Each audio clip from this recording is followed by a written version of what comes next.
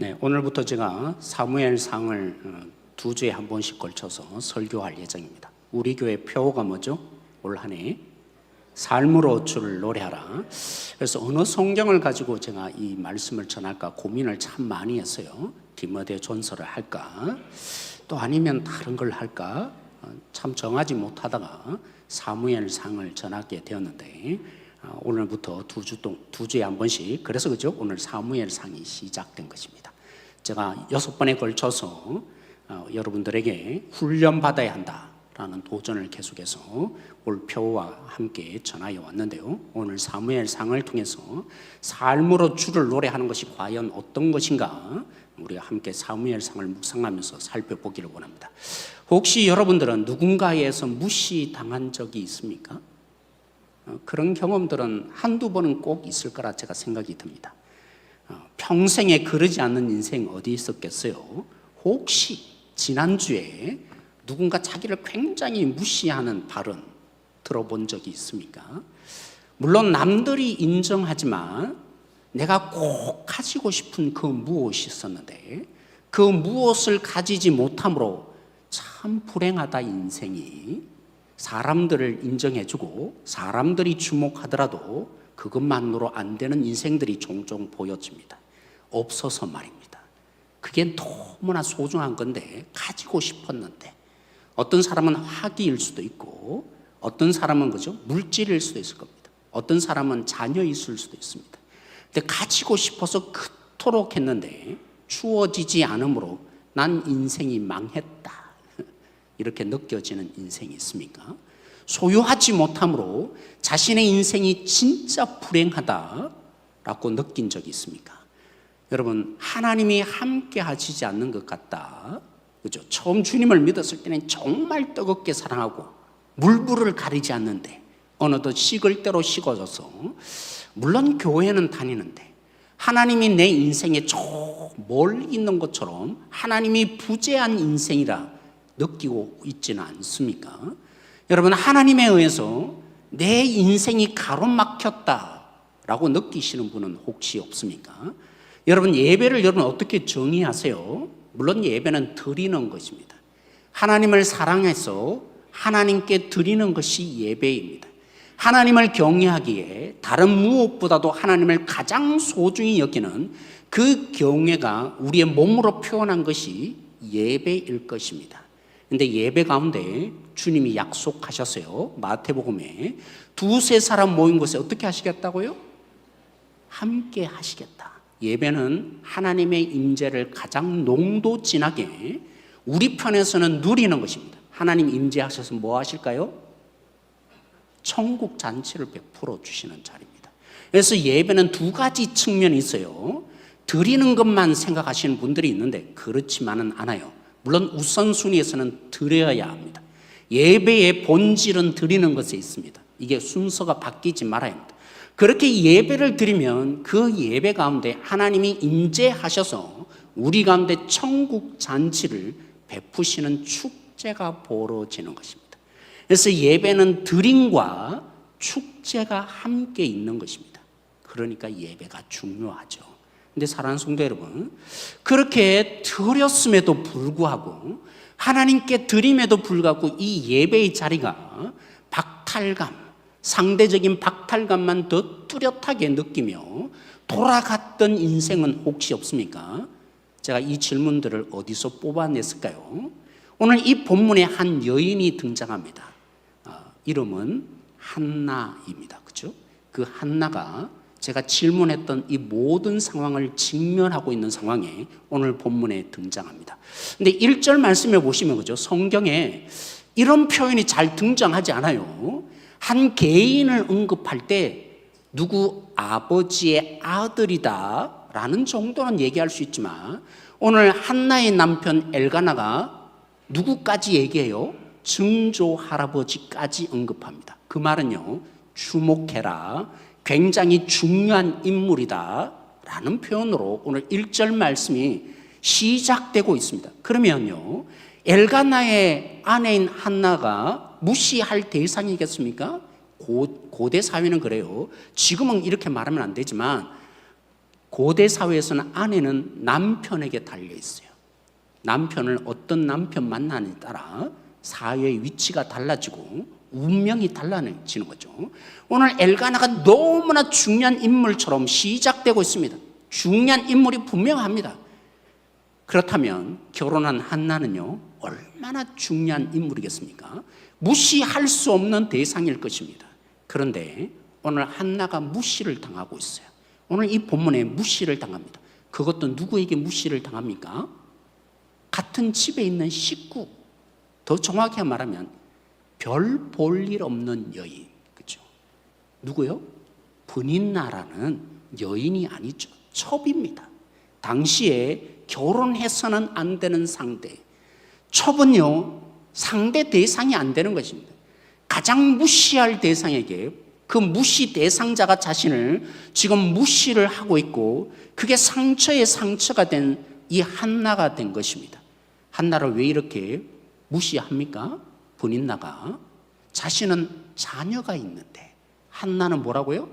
자녀가 없다는 것입니다. 이해해야 되죠. 고대 사회에 건강한 가정, 정상적인 아내는 어떤 사람입니까? 자녀가 없다는 것은 비정상적이고 바람직한 여인이 아니라는 표현입니다. 심지어는 어떻게까지 해석됐냐면 하나님이 그를 버렸다라고까지 해석되는 고대 사회입니다. 그러니까 브닌나가 자식 있다고 한나를 함부로 대하며 지금 무시합니다. 그리고 성경도 얘기해요. 자식이 왜 없습니까? 하나님이 주시지 않았기 때문이다 라고 합니다. 예배 가운데 더더욱 이 한나는 상처를 받습니다. 오늘 본문에 따르면 예배를 드린 그 가족들 1년에 한 번인지는 모르겠지만 늘 예배 때 나왔어요. 그 말은 매주마다 나왔다는 얘기가 아닙니다. 그렇죠? 적어도 3차례 이스라엘은 하나님께 예배하러 나오는데 그 예배가 끝난 다음에 그 온 가족이 함께 먹고 마셨어요. 그 말은요, 아무래도 화목 제사가 드려진 것 같습니다. 엘가나가 한편으로는 첩이 있다는 것은 이상한데 하나님을 나름대로 경외하는 자여서 하나님께 예배하러 나오는데 그 예배의 자리는 뭐라고요? 드리는 것만이 아니라 축제도 함께 벌어지는 거라고요. 그러니까 한나가 더더욱 상처가 되는 것입니다. 왜요? 한나가 자신의 몫으로 엘가나가 사랑해서 더더욱 2배를 줍니다. 한 몫만 받아야 되는데 그 축제의 자리에서 음식을 한 분량만 받아야 되는데 오늘 이 한나가 2배를 주면서 위로를 해줘요. 근데 그게 위로가 되지 않습니다. 왜요? 엘가나가 더 받거든요. 자식이 있으므로. 받게 되는 이유는 한 가지입니다. 자식이 있기 때문에 3~4배를 더 받는 것입니다. 그러니까 예배 때마다 비교가 되고 상처에 상처가 되지 않는 이 상황. 그래서 한나가 마음의 피투성이가 되어서 오늘 하나님께 나와서 기도를 합니다.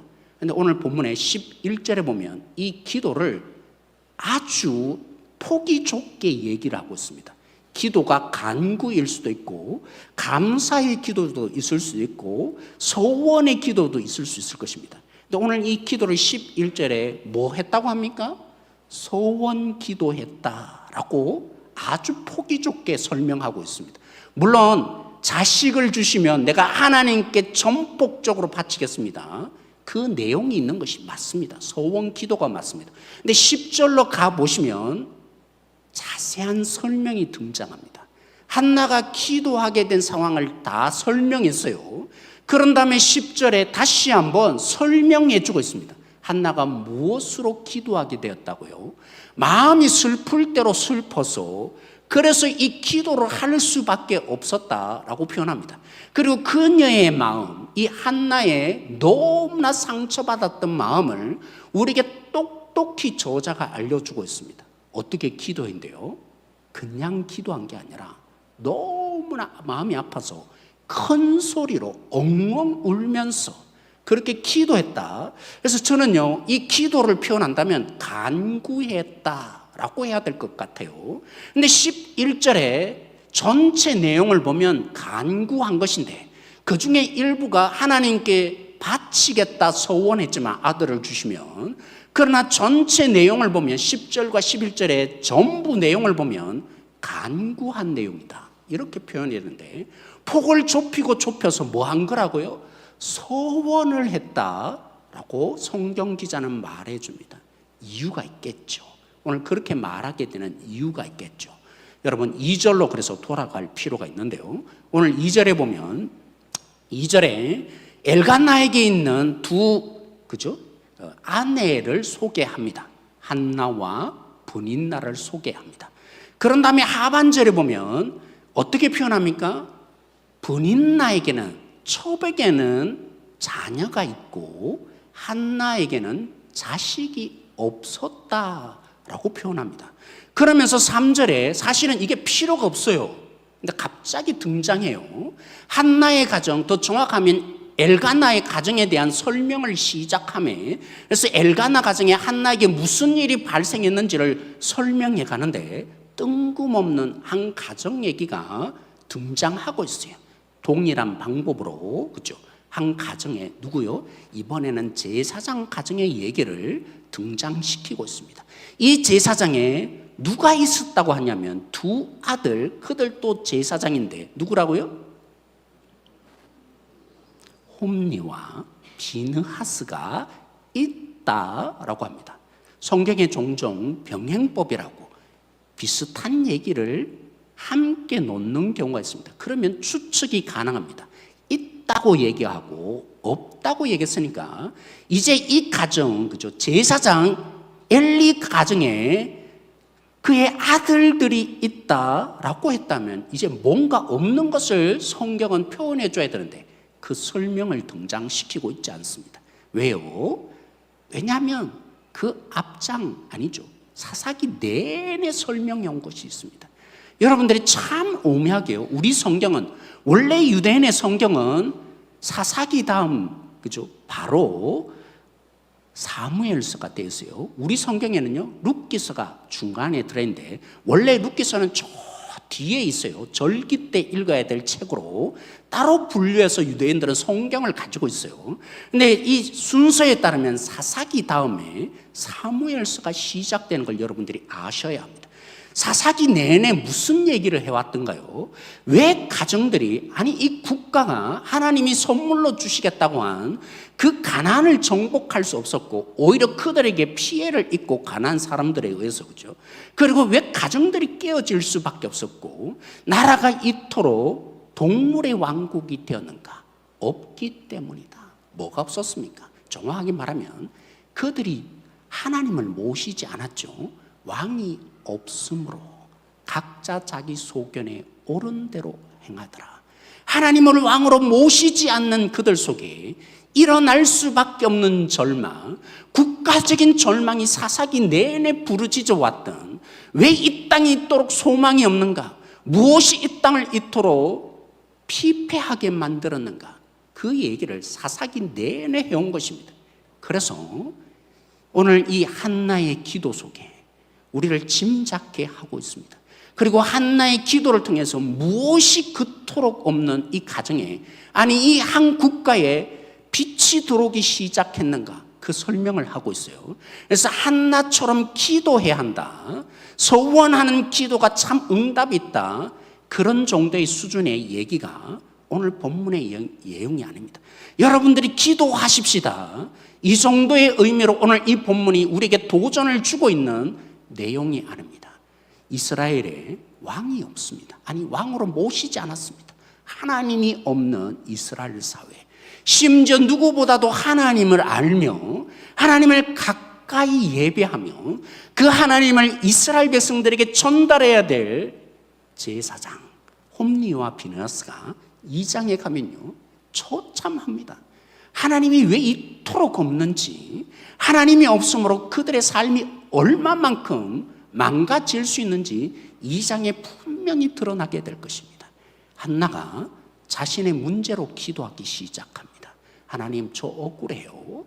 하나님 저 왜 애기 안 주시는 겁니까? 저는요 비정상적인 여인으로 너무나 이 예배 가운데서도 너무나 서러워요. 아들 하나 주세요 라고 한나가 기도하는 가운데 하나님과 접촉이 일어난 거죠. 기도는 그렇습니다. 일방적으로 하나님께 부르짖음으로 시작했는지 모르지만 기도하다 보면 하나님의 마음이 부어지기 시작합니다. 이 이스라엘 땅에, 심지어는 제사장 가운데서도 하나님을 가장 강력하게 알아야 될 그 제사장조차도 하나님 하나 없는 이스라엘 이 사회 속에 하나님 마음 하나 헤아릴 수 없는 이 피폐한 상황에 여기에 상처 입고는 하나님의 마음, 그래서 하나님의 그 마음을 헤아렸기에 한나가 하나님 억울합니다 라고 기도하던 그 한나의 기도가 소원으로 정의되고 있어요. 그 아들이 없어서, 자식이 없어서 절망을 느꼈으니까 자식을 주는데 하나님이 주실 것이라고 기도하였던 이 한나가 하나님께 바치고 나면요, 그냥 하나님의 것입니다 이런 얘기가 아니에요. 그냥 일부만 소원하더라도, 그죠? 한 달을 하나님께 드릴 수도 있어요. 10년을 하나님께 드릴 수도 있어요. 근데 그 자식을 주시면 뭐 하겠다고요? 평생에 하나님께 바칩니다. 바치고 나면 여전히 아들이 없는 한나, 그런 한나가 될 텐데 왜 한나는 하나님께 바치겠다고 얘기한 것일까요? 여러분, 이 말이 결코 아닙니다. 얻어내기 위해서, 자신의 결핍과 궁핍을 채우기 위해서. 그래서 하나님 주기만 한다면 드릴게요. 우린 그런 기도 종종 할 때가 있습니다. 우리의 소원이 변질되어서 내 소원을 이루기 위해서 이것 주시면요, 이렇게 또 열심히 일할게요 하는 경우가 종종 보여집니다. 오늘 이 소원은 한나가 그 절망의 끝자락에서 하나님 주신다면 하나님 내가 바치겠습니다 이런 정도의 의미가 아닌 것입니다. 한나가 기도하면서 없는 이스라엘 속에 누구보다도 절망감과 상처 입은 하나님 마음 헤아릴 수 없는 이 이스라엘을 보시면서 마음에 아픔을 느끼고 고통을 느끼고 있는 그 하나님의 마음에 접촉된 이 한나가 하나님 내 아들을 바쳐서 하나님의 마음이 흘러갈 수 있는 그 하나님의 뜻을 전달하는 아들이 되게 하겠습니다 라는 기도를 오늘 이 한나가 하게 된 것입니다. 그렇습니다, 사랑하는 성도 여러분. 오늘 우리에게 필요한 것이 있다면 바로 이 하나님의 마음에 접촉하는 것입니다. 하나님의 마음을 헤아리는 것입니다. 한나처럼 어쩌면 우리도 내 자신을 위해서, 내 자신의 아픔으로 기도가 시작될 수 있을 것입니다. 아니면 내 가정의 문제로, 우리 교회의 문제로 우리는 어쩔 수 없이 하나님께 나오는 자들입니다. 그런데요, 우리는 누가 계십니까? 하나님 우편에서 우리를 위해서 목숨을 내놓으시고 자신의 피 묻은 그 손을 하나님께 보이며 중보하시는 예수님이 계십니다.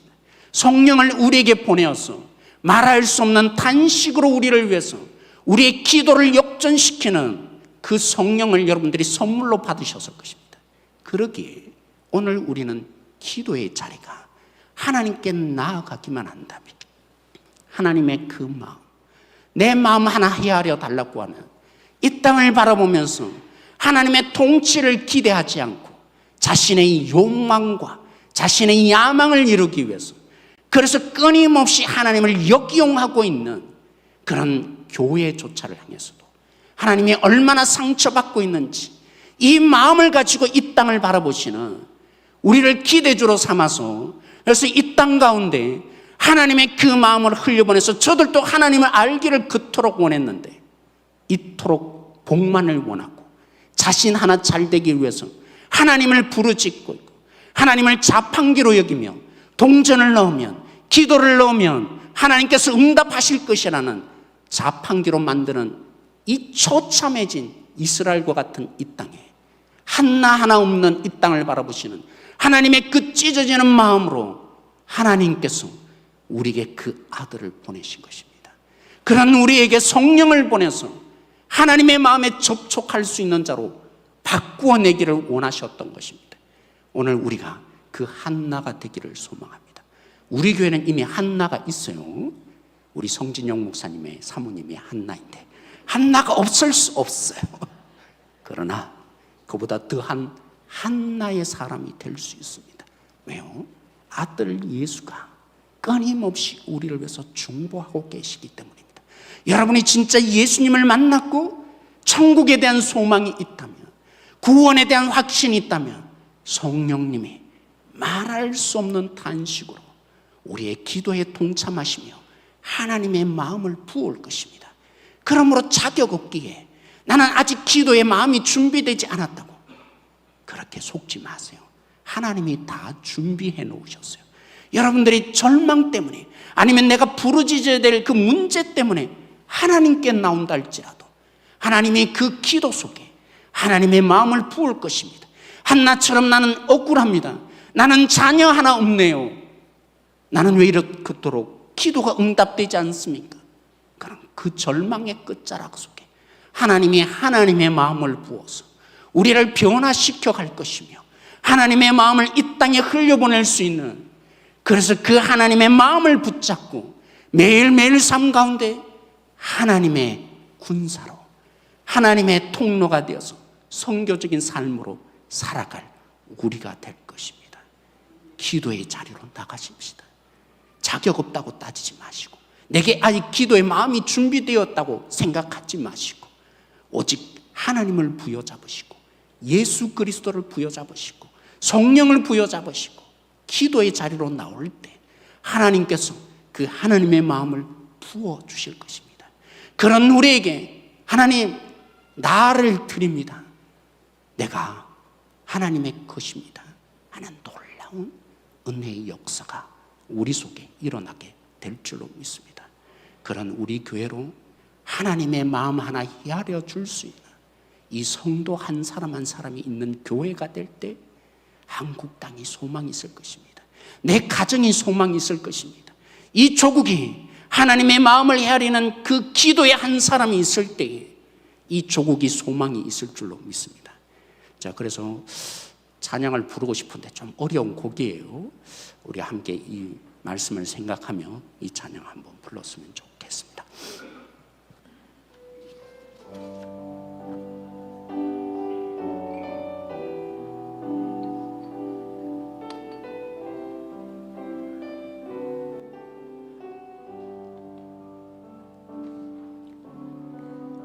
사망의 그늘에 앉아 죽어가는 나의 백성들, 절망과 굶주림 갇힌 저들을 내 마음에 오랜 슬픔, 고통의 멍에에 매여 울고 있는 나의 자녀들, 나는 이제 일어나 저들의 용해를 꺾고 눈물 씻기기 원하는데 누가 내게 부르짖어 저들을 구원케 할까? 누가 나를 위해 가서 나의 사랑을 전할까? 나는 이제 보기 원하네. 나의 자녀를 살아나는 그날 깊은 찬송 소리 하늘에 웃음 소리 온 땅 가득한 그날 사망의 그늘에 앉아 죽어가는 나의 백성들, 절망과 굶주림에 갇힌 저들을 내 마음의 오랜 슬픔 고통의 멍에에 매여 울고 있는 나의 자녀들 나는 이제 일어나 저들의 멍에를 끄고 눈물 씻기기 원하는데 누가 내게 부르짖어 저들을 구원케 할까 누가 나를 위해 가서 나의 사랑을 전할까 나는 이제 오기 원하네